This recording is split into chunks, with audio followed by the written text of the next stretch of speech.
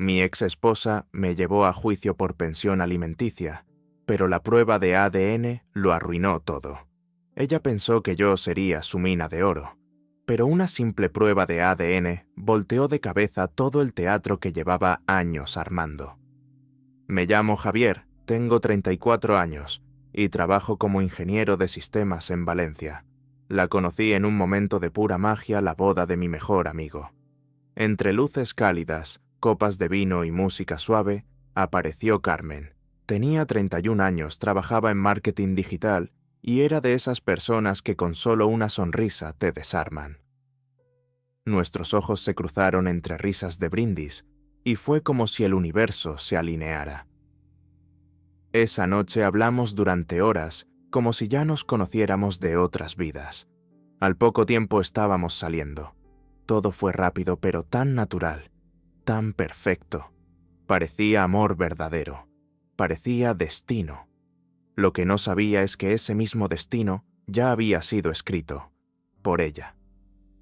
Con cada paso que dábamos, Carmen tejía cuidadosamente una red. Una historia hermosa por fuera pero podrida por dentro. Yo estaba cayendo en la trampa, sin tener idea de lo que vendría después. Al principio todo fue perfecto, como salido de una película romántica. Tras aquella boda mágica en Valencia donde conocí a Carmen, empezamos a vernos cada vez más seguido. Era imposible no quedar atrapado en su energía. Tenía ese tipo de personalidad que ilumina una habitación, inteligente, divertida y con un talento increíble para contar historias que te dejaban con la boca abierta. Yo, que siempre fui más reservado, sentí que por fin había encontrado a alguien que me hacía salir de mi zona de confort. Me hizo sentir visto, escuchado, admirado.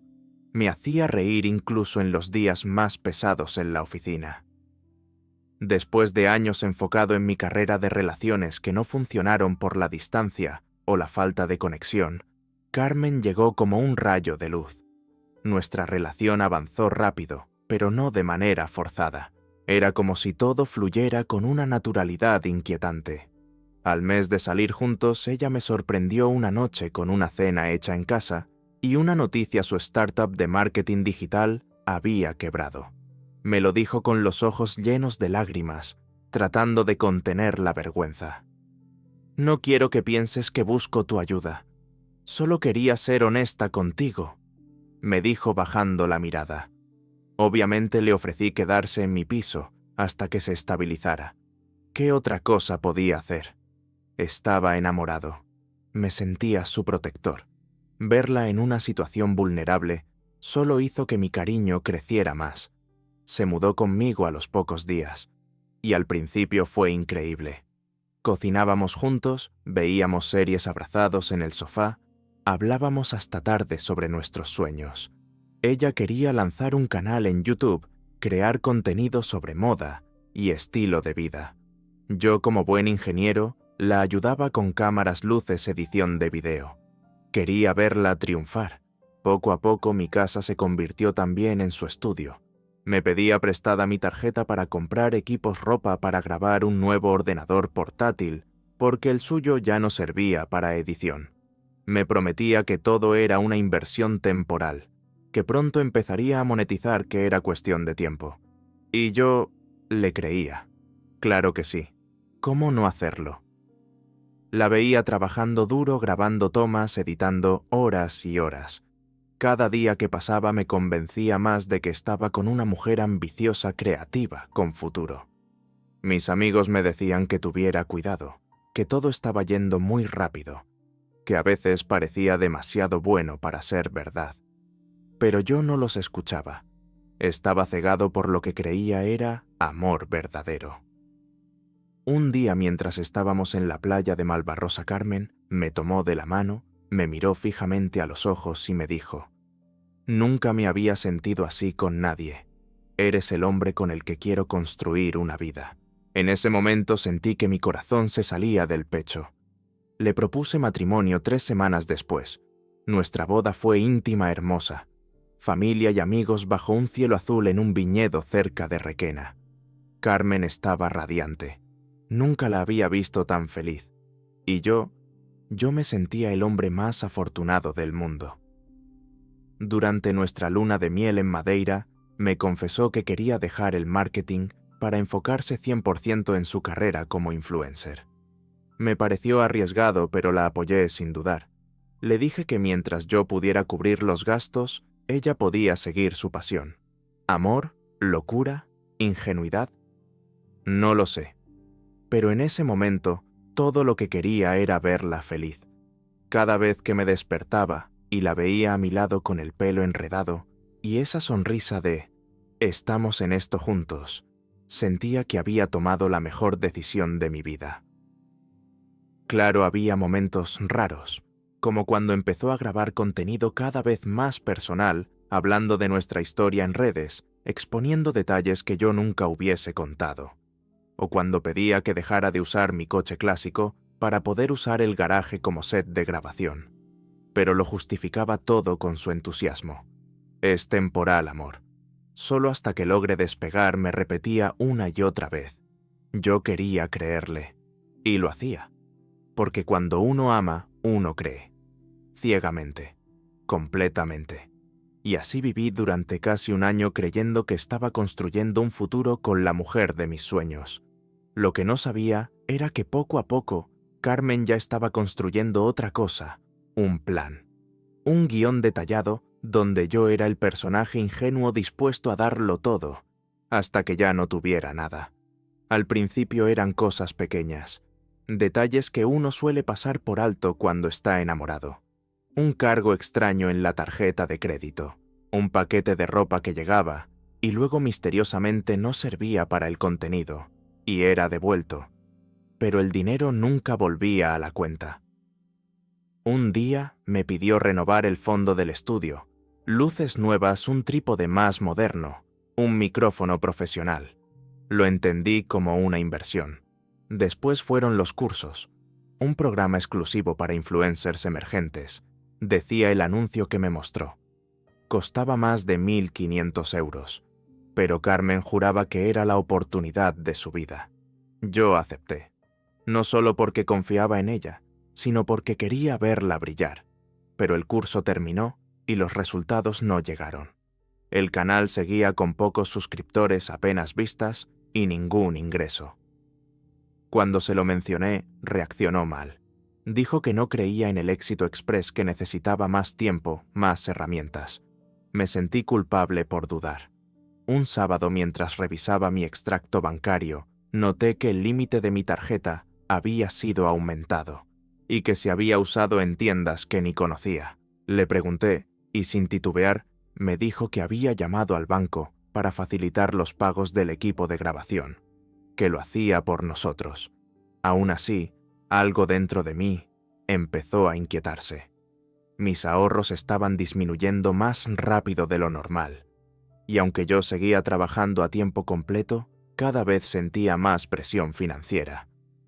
Comencé a comer fuera con menos frecuencia, pospuse la compra de herramientas para mi proyecto del coche antiguo, e incluso tuve que renunciar a un viaje que planeaba hacer con mi padre.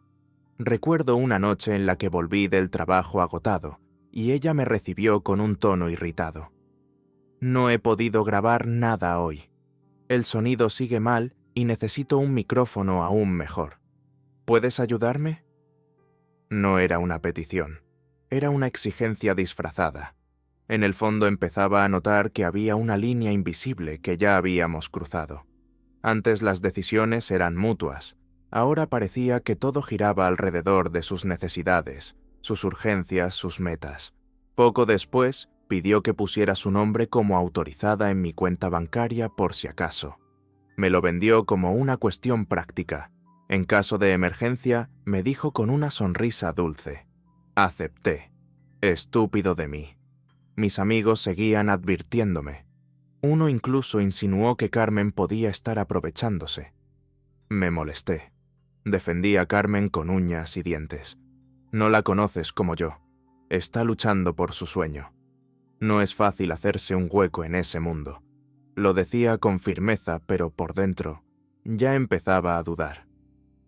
Una tarde, mientras ella estaba en el baño, su tablet se desbloqueó y vi abiertas varias pestañas con contenido sobre cómo optimizar beneficios con marcas, cómo simular colaboraciones y hasta una guía para montar perfiles falsos que aumentaran interacciones.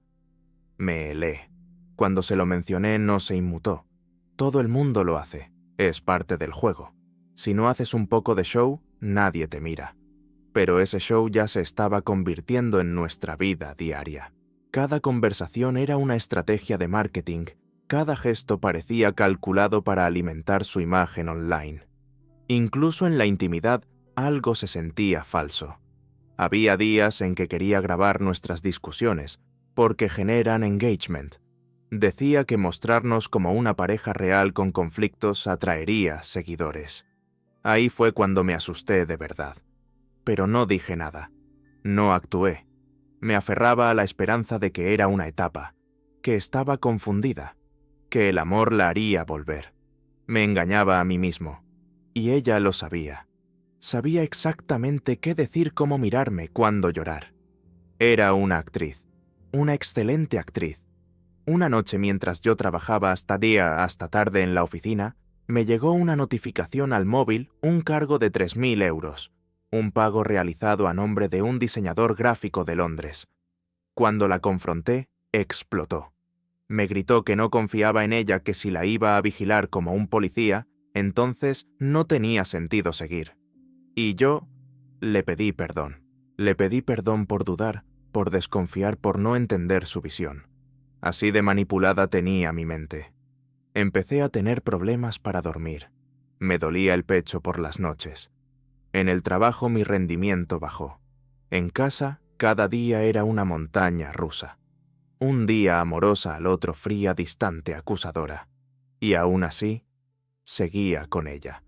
Porque en el fondo todavía recordaba a la Carmen del principio, la del vestido rojo en la boda, la de las risas interminables, la de las promesas sinceras. No quería aceptar que esa mujer nunca había existido, que todo había sido una construcción, un personaje, un plan. Y aunque las señales eran cada vez más evidentes, yo seguía negándolas, porque el corazón, cuando ama, se convierte en cómplice del engaño.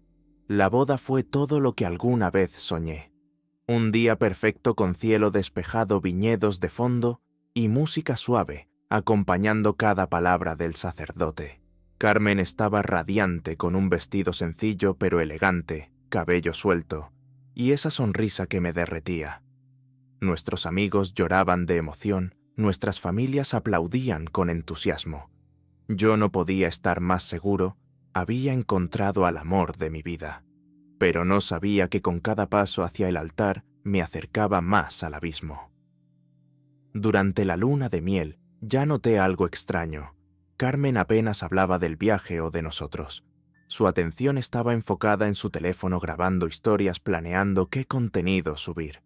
En vez de disfrutar el atardecer en la costa, ella estaba preocupada por los likes. Una noche mientras cenábamos en un restaurante frente al mar, me dijo: «Cuando regresemos quiero dejar definitivamente el marketing.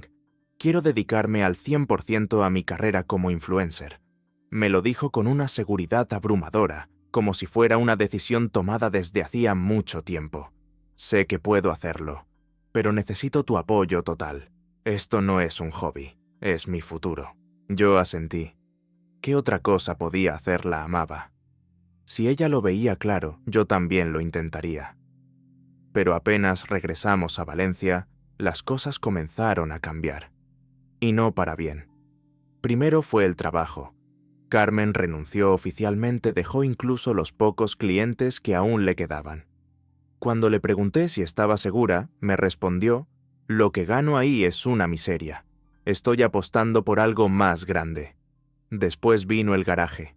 Durante años había estado restaurando con mi padre un coche antiguo, un proyecto muy personal que nos unía. Pero un día, Carmen llegó con una propuesta innegociable.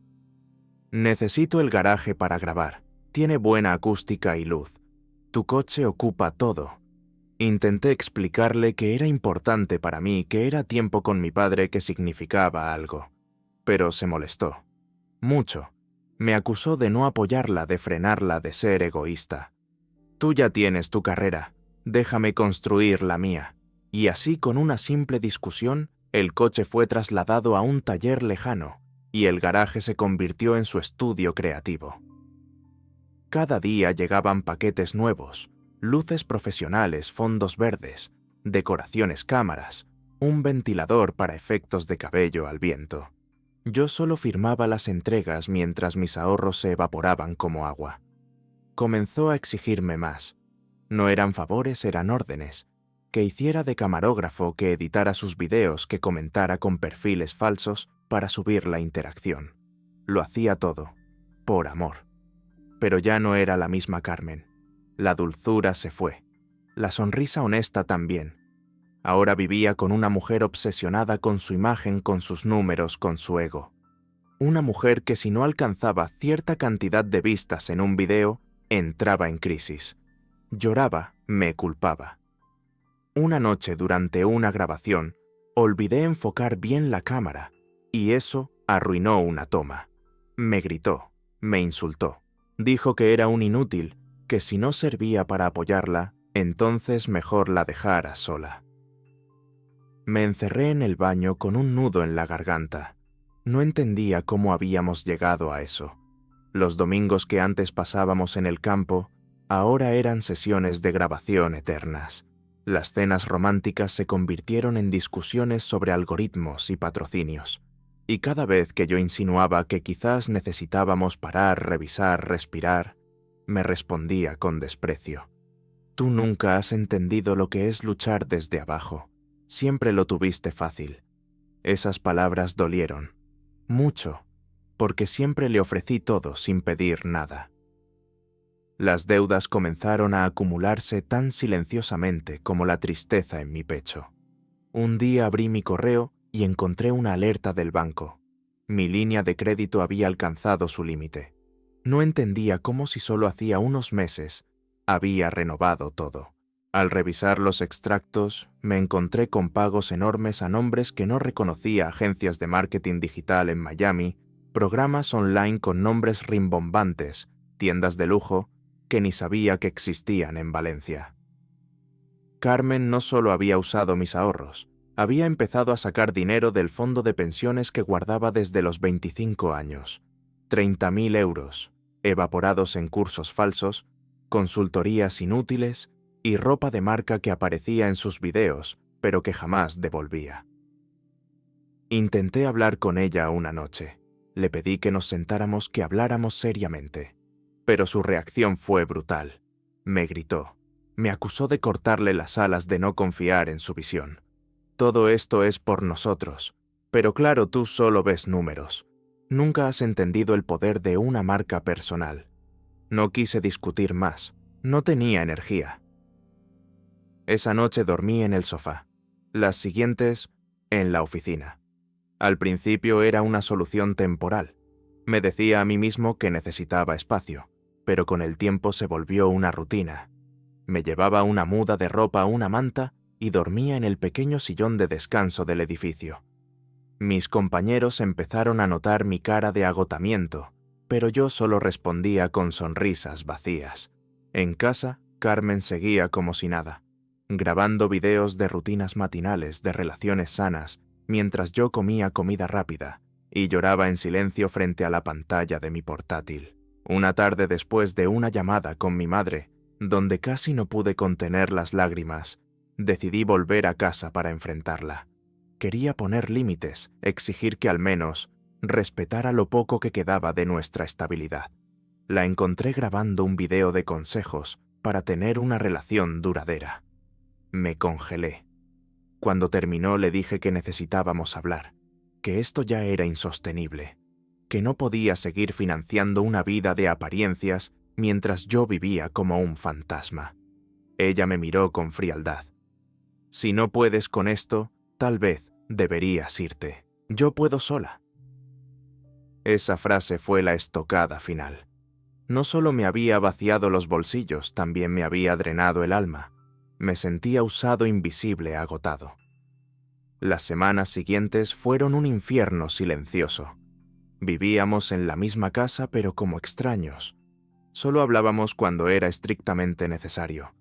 Yo seguía trabajando sin descanso para cubrir las deudas, mientras ella aumentaba su ritmo de publicaciones, como si todo fuera viento en popa. Una noche al regresar del trabajo, encontré el garaje completamente reformado. Había contratado a alguien sin decirme nada para transformarlo en su estudio profesional. Cuando le pregunté cómo lo había pagado, me dijo sin inmutarse: «Con el préstamo que saqué a tu nombre». «¿No te llegó el correo?» «Ese día estuve a punto de perder el control», grité. Golpeé la pared. Lloré como un niño. Ella me grabó. Sí, sacó su teléfono y me grabó en ese momento de absoluta desesperación. «Así es como realmente eres cuando no tienes el control, ¿verdad?», murmuró mientras subía la historia a sus seguidores más cercanos. Me fui.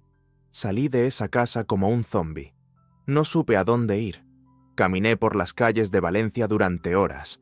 No podía respirar, no podía pensar. En ese momento toqué fondo. La mujer con la que había soñado formar una familia, en quien había confiado cada centavo, cada emoción, me estaba destruyendo por dentro. Lo peor es que aún me sentía culpable, como si yo hubiera hecho algo mal, como si no haberla apoyado lo suficiente justificara todo. Fue entonces cuando llamé a Miguel, mi mejor amigo desde la universidad, también abogado. Le conté todo, desde el primer te amo hasta el último euro robado. Me escuchó en silencio. Y cuando terminé solo dijo: «Javi, esto no es amor. Es manipulación, abuso y delito». Fue él quien me abrió los ojos. Me mostró el contrato prenupcial que habíamos firmado antes de casarnos por recomendación suya, y que gracias a una cláusula de protección por uso indebido de recursos económicos del cónyuge, podía utilizar para iniciar una separación con condiciones favorables. Esa noche dormí en su sofá, y por primera vez en mucho tiempo descansé. Estaba listo para salir de la jaula, para recuperar mi vida. Lo que no sabía era que el verdadero infierno apenas estaba comenzando. Después de esa noche en el sofá de Miguel, todo cambió. Algo dentro de mí hizo clic. Por fin entendí que no era débil por rendirme, sino fuerte por atreverme a decir basta. Miguel me ayudó a organizar cada paso. Era un experto en derecho familiar y había insistido desde el inicio en que firmáramos un acuerdo prenupcial. En aquel entonces me pareció exagerado, hasta un poco frío, pero ahora era mi salvavidas. Con la cláusula de uso fraudulento de bienes comunes, podemos demostrar que ha abusado económicamente del matrimonio. Si lo jugamos bien, saldrás con lo tuyo intacto, me explicó con esa calma que solo los abogados curtidos saben mantener en medio del caos. Durante semanas fingí normalidad. Regresé a casa, dormía en el sofá, respondía con monosílabos. Mientras tanto, Miguel y su equipo reunían pruebas, registros bancarios, facturas, capturas de pantalla de los pagos, incluso los videos donde Carmen me grababa sin permiso. Cada movimiento que ella había hecho para alimentar su carrera, cada compra absurda, cada engaño, se convirtió en evidencia. El día que presenté la solicitud de divorcio, Carmen estalló, literalmente. Se puso pálida al ver el sobre, lo abrió y lo lanzó contra la mesa. «No puedes hacerme esto, no después de todo lo que hice por ti», gritó entre lágrimas que parecían más rabia que dolor. Intenté mantener la calma. «Lo siento, Carmen, esto no es vida, ya no puedo más». Me empujó. Me llamó traidor, cobarde, mediocre. Dijo que me arrepentiría, que arruinaría mi reputación, que tenía seguidores y que sabía cómo mover la opinión pública. Y lo cumplió. Días después subió un video titulado «Sobrevivir a un matrimonio tóxico, mi historia». En él me pintaba como un narcisista controlador que nunca la apoyó, que la humillaba y saboteaba su carrera. Lloraba frente a la cámara, mostraba imágenes cuidadosamente editadas de nuestros momentos más tensos y decía frases como «Nunca pensé que el hombre que decía amarme me usaría como trapo viejo». El video se volvió viral. miles de comentarios de apoyo, de odio hacia mí, de desconocidos, exigiendo justicia para la valiente Carmen. Me dolía, claro que sí. Me rompía ver cómo distorsionaba la realidad. Pero Miguel me pidió mantener la compostura.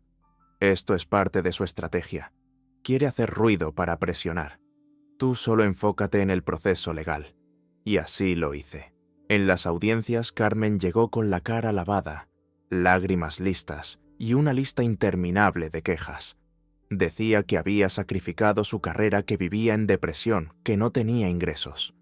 Pedía compensación económica, el apartamento y una pensión mensual, pero no contaba con que nosotros veníamos preparados.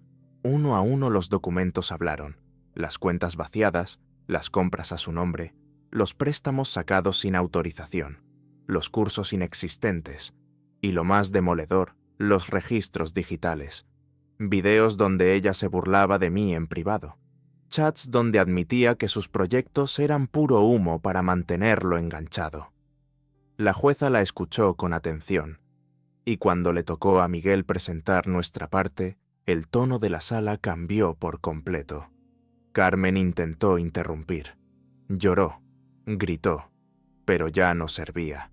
Los hechos eran claros. El fallo fue contundente. No tendría derecho a pensión. No recibiría el apartamento. Y debía responder por los préstamos sacados sin mi consentimiento. La miré mientras se leía la resolución. Su cara lo decía todo. No lo podía creer. Durante tanto tiempo pensó que tenía el control, que siempre saldría ganando.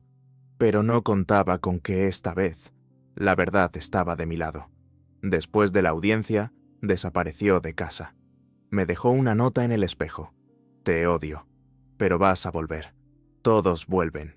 No volví. Jamás. Empecé de cero. Volví a dormir en mi cama. Reconstruí mis cuentas, me enfoqué en mi salud mental. Hablé con un terapeuta. Recuperé mi proyecto con mi padre. Redescubrí el placer de tener tiempo libre, de reír, sin miedo, de no estar pisando huevos cada vez que abría la boca. Pero justo cuando todo parecía calmarse, llegó la carta del juzgado. Era una demanda. Carmen me reclamaba ahora como el padre legal de un bebé llamado Mateo, nacido a finales de 2021. Afirmaba que era hijo mío, que yo había desaparecido y debía pagar 800 euros mensuales de manutención, más seguro médico y gastos extra. Junto con la demanda venía una copia del acta de nacimiento, mi nombre, mi apellido, en un documento que jamás firmé. Y ahí, en ese momento, supe que la pesadilla todavía no había terminado. Había pasado casi un año desde la sentencia del divorcio. Mi vida empezaba poco a poco a recomponerse. Me había mudado de piso, volví a trabajar en mi coche clásico con mi padre, e incluso comencé a salir con alguien más. Clara, una estudiante de Derecho que conocí en un taller de restauración de autos.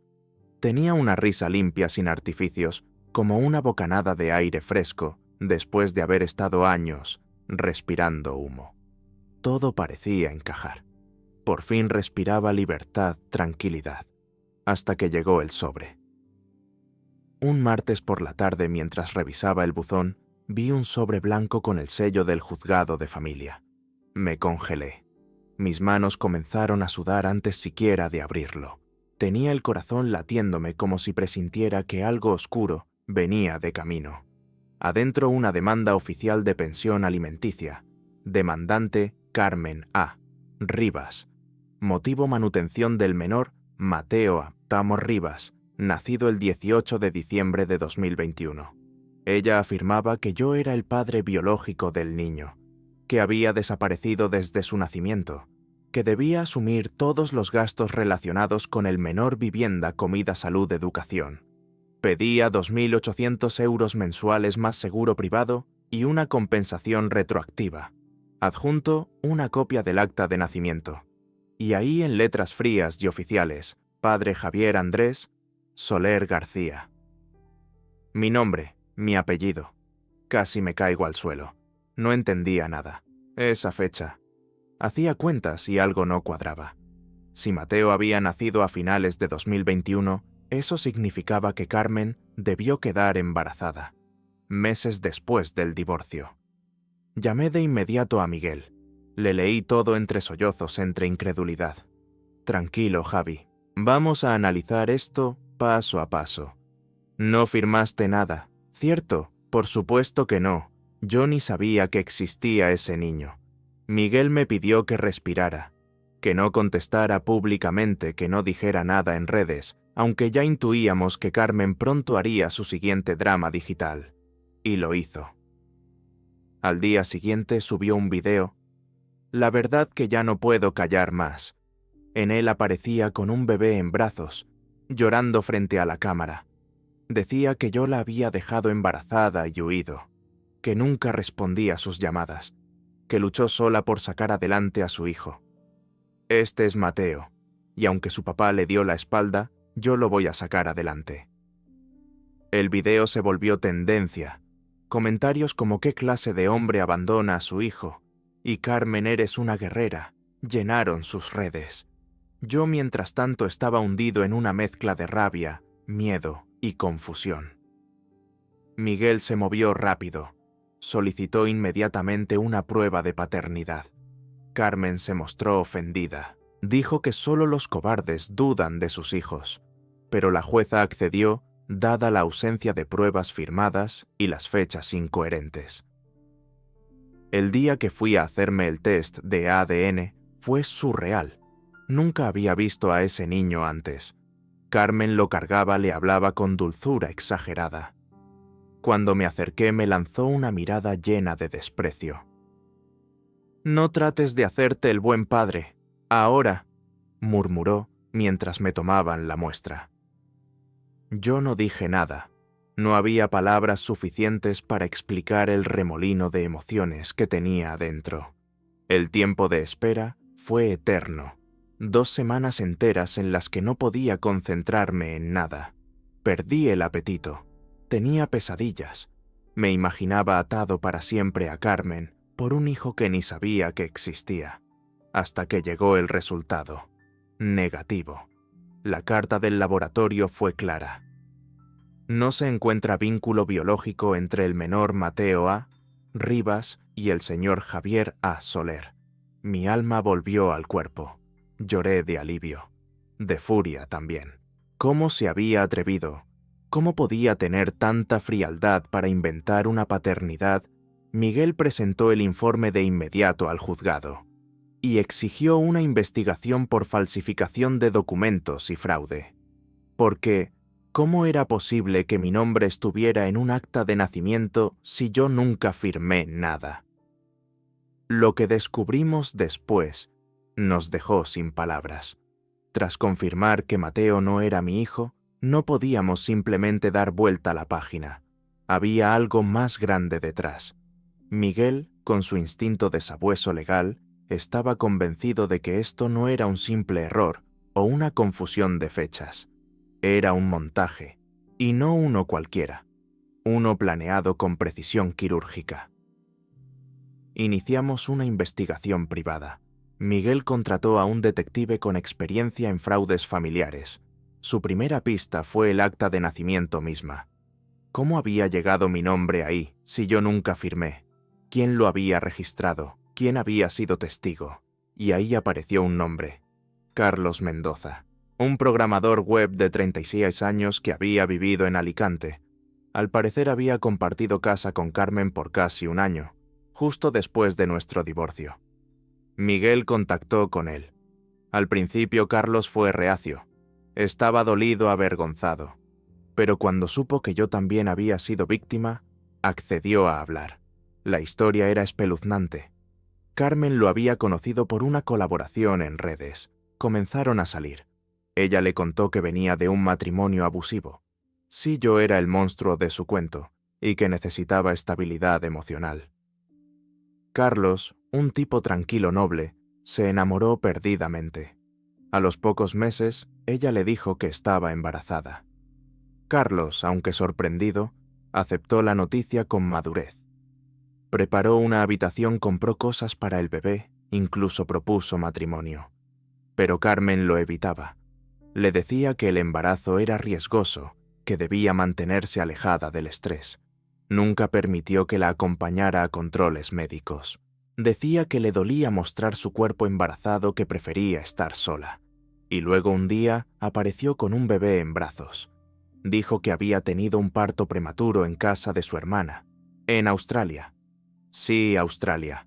Aseguró que todo había sido rápido e inesperado y que no había podido avisarle. Carlos, confundido pero emocionalmente atrapado, aceptó todo sin cuestionar.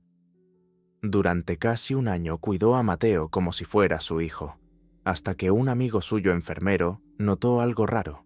El bebé tenía documentación sin hospital registrado. Carlos empezó a sospechar. Pidió una prueba de ADN. Carmen se negó. Se fue. Desapareció con el bebé. No volvió a saber de ella, hasta que Miguel lo contactó. Ahora teníamos 2 víctimas, 2 hombres engañados, 2 historias calcadas y un bebé que seguía siendo un misterio. Pero Miguel no se detuvo ahí. Logró acceder mediante orden judicial a las redes de contacto y correos electrónicos de Carmen. Y ahí estaba la pieza clave del rompecabezas, una conversación con una mujer llamada Lucía Paredes. Lucía era madre soltera, vivía en un pequeño pueblo de Castellón y sufría de depresión posparto. Carmen, usando una identidad falsa como voluntaria social, había contactado con ella meses atrás. Se ofreció a ayudarla con el bebé mientras se recuperaba. Lucía, vulnerable, sola y confundida, firmó un documento de custodia temporal. Nunca volvió a ver a su hijo. La realidad era esta. Mateo era hijo biológico de Lucía. Carmen lo había sacado de su entorno con papeles falsos y lo había usado como herramienta emocional para estafar. Primero a Carlos, luego a mí. Con todas las pruebas reunidas, Miguel presentó una denuncia penal formal. Carmen fue citada a declarar, pero no se presentó.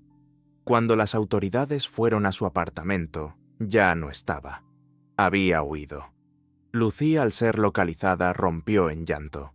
No sabía si reír, llorar, gritar. Lo único que pedía era volver a abrazar a su hijo. Y lo hizo. Gracias a la intervención del juez Mateo, fue regresado a brazos de su verdadera madre. Y por primera vez en semanas, sentí una chispa de esperanza en medio de tanta oscuridad. La historia no había terminado, pero al menos ahora la verdad tenía rostro. Y Carmen finalmente iba a enfrentar las consecuencias. Cuando recibimos el informe oficial del laboratorio, confirmando que Mateo no era ni mi hijo ni el de Carlos, sabíamos que Carmen había ido más allá de lo imaginable. Pero lo que aún no sabíamos era de dónde venía realmente ese niño. La pista estaba en Lucía. Lucía Paredes tenía 28 años, vivía sola y había sido diagnosticada con depresión severa después de dar a luz. Su historia era un grito silenciado. Sin familia cercana, sin recursos, había sido contactada por redes sociales, por una supuesta voluntaria llamada Marina Ruiz, que ofrecía ayuda psicológica gratuita a madres en situación vulnerable. Esa voluntaria era Carmen.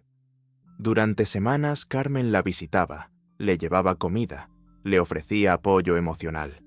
Se ganó su confianza, le hablaba con dulzura, se ofrecía a cuidar al bebé mientras Lucía descansaba.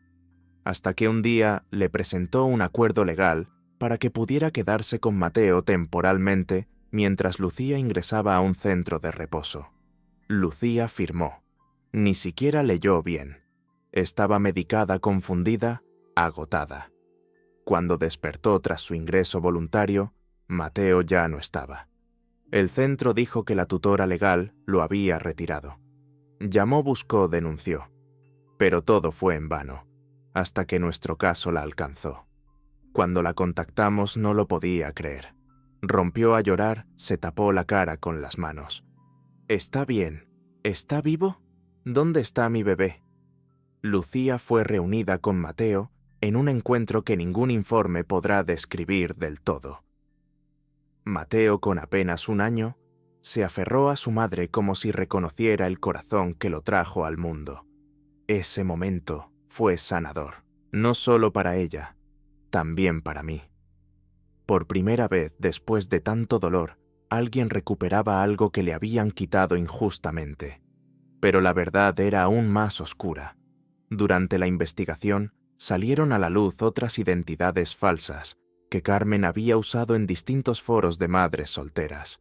No era la primera vez que intentaba captar bebés de mujeres vulnerables. Lo de Lucía había funcionado. ¿Cuántas más habían sido víctimas sin saberlo? La fiscalía ordenó su captura inmediata. Se le imputaron cargos por suplantación de identidad, falsificación de documentos, fraude procesal, apropiación indebida y, el más grave, sustracción de menor. El juez dictó prisión preventiva en cuanto fuera localizada. Carmen fue encontrada una semana después en la frontera con Francia. Había cambiado de look, viajaba con documentación falsa y pretendía cruzar con la excusa de un retiro espiritual. Fue arrestada sin resistencia. En la prensa, el caso estalló. Influencer acusada de secuestrar bebé para engañar a exparejas. El fraude emocional del año. Una mentira con pañales. Yo me mantuve en silencio. No hablé con ningún medio. No quise protagonismo. Porque esto nunca fue una historia de venganza. Fue una historia de supervivencia. Lucía, con ayuda de una fundación, inició su proceso de recuperación. Mateo fue inscrito correctamente, recibió atención médica y volvió a sonreír. Y yo cerré un capítulo, uno largo, doloroso, que me robó años, dinero, salud mental. Pero al final vi justicia. Carmen enfrentará entre 15 y 20 años de cárcel. Y esta vez no habrá show, no habrá likes, no habrá cámara que la salve. Solo la verdad. Y la verdad, por más que la maquilles, siempre encuentra su camino. El día que me confirmaron que Carmen había sido oficialmente condenada, no sentí alegría. No hubo gritos de victoria ni puños alzados, solo silencio y una exhalación larguísima, como si al fin pudiera soltar el peso de años enteros que me oprimían el pecho. Fueron 15 años de prisión. Podían ser 20 si se comprobaban más víctimas. Y aún así, lo que más me alivió no fue verla tras las rejas, sino saber que Mateo estaba con su verdadera madre, que Lucía tenía otra oportunidad, que otros no caerían en su red. Yo también empecé de cero. Volví al taller con mi padre. Recuperamos el coche clásico que tanto habíamos soñado terminar. Pintura nueva, motor ajustado, cada tornillo con paciencia. Ese coche que fue símbolo de sacrificios postergados, volvió a ser símbolo de unión, de amor familiar. Mis amigos regresaron. Aquellos que me advirtieron y que yo había ignorado. No me reclamaron nada. Me abrazaron. Me invitaron a comer, a reír otra vez. Y Clara se quedó, a pesar del escándalo de los titulares, de mi miedo a que ella huyera. Tú no hiciste nada malo. Al contrario, sobreviviste a algo que habría destruido a cualquiera. Y aún estás aquí. Eso te hace más fuerte de lo que crees. Ella, con su mirada honesta, me ayudó a reconstruirme. No desde la idealización, sino desde lo real. Me acompañó en terapia, me escuchó cuando tenía pesadillas, me apoyó sin exigencias. Hoy, cuando la veo con las manos manchadas de grasa ayudándome con el coche, pienso, esto sí es amor. Un amor sin máscaras, sin guiones, sin necesidad de grabarlo todo. Ahora vivo con más calma. Ya no busco demostrar nada. No tengo que probar que soy suficiente, porque por fin entendí que siempre lo fui. Recibí mensajes de otras víctimas, gente que vio el caso en las noticias, que me escribió diciendo, «Gracias por hablar. Me pasó lo mismo. Pensé que estaba loca, pero ahora sé que no era mi culpa. Y por eso decidí contar mi historia. No para exponerla a ella, sino para salvar a otros. Para decirle a quien esté atrapado en una relación que te drena, que te manipula, que te borra, que se puede salir. Es difícil, es doloroso, pero se puede. Hoy duermo en paz. No porque todo esté perfecto, sino porque por fin dejé de vivir en una mentira. Si estás viendo esto y alguna vez sentiste que algo no cuadraba, que alguien jugaba con tus emociones, con tu amor, con tu confianza, escucha con atención. Cuando alguien te muestra quién es de verdad, con un grito, una mentira, una mirada vacía después de destruirte, créelo. No esperes una segunda bofetada. No te convenzas de que cambiará. Yo lo hice. Me mentí a mí mismo 1000 veces. Llamé amor a lo que era manipulación. Llamé apoyo a lo que era explotación. Llamé mala racha a lo que fue un plan fríamente calculado. No dejes que te pase. No normalices lo que te lastima. Tú vales más que eso. Y si ya pasaste por algo similar, no estás solo. Aquí hay gente que entiende, que escucha, que no te va a juzgar. Cuéntame tu historia en los comentarios si sientes que esto tocó tu corazón. Dale like si alguna vez tuviste que reconstruirte desde cero. Y suscríbete al canal, porque este espacio es para historias reales duras y con un mensaje que vale más que cualquier filtro. La verdad siempre sale a la luz. Gracias por estar aquí. Y nunca olvides tu paz vale más que cualquier relación.